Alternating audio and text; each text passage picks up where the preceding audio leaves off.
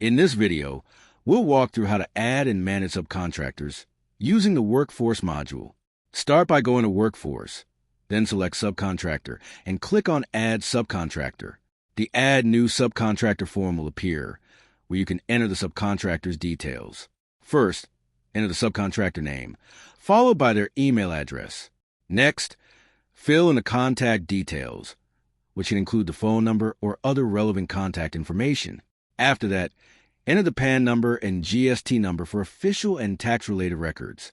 You can then enter the owner name along with the owner details to specify the person responsible for the subcontracting business.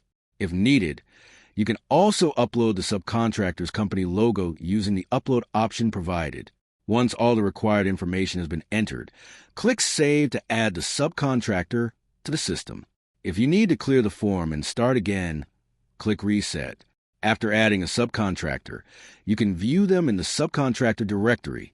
The directory displays all subcontractors in a card format showing their name and email, making it easy to quickly identify them. You can use the search bar to quickly find a specific subcontractor by name or email.